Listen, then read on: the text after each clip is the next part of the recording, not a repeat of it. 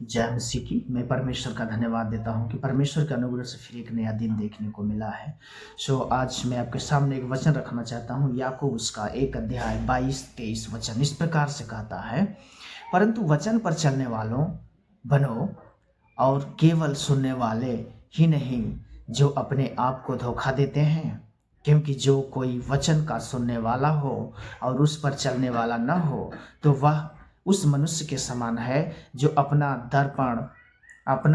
स्वाभाविक मुंह दर्पण में देखता है।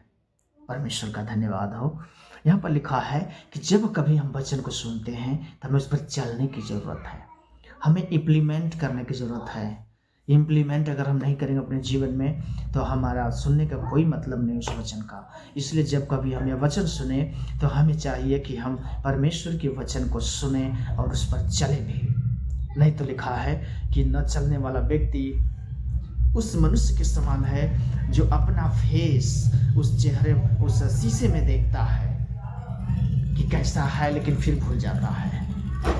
इसलिए हमें जो वचन मिलता है हमें उस पर सुनना है, समझना है, उस पर चलना है, ये व्यक्ति कह रहा है।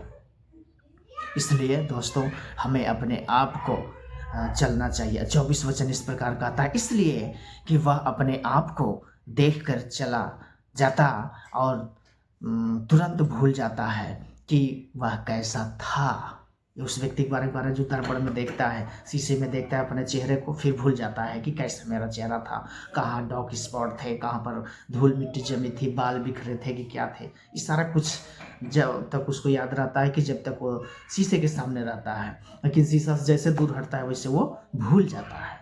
तो ऐसा नहीं है। वचन हमें बता रहा है कि जब कभी हम परमेश्वर के वचन को पढ़ें या सुने तो उस पर हमें चलने की ज़रूरत है, उस पर हमें अमल करने की ज़रूरत है।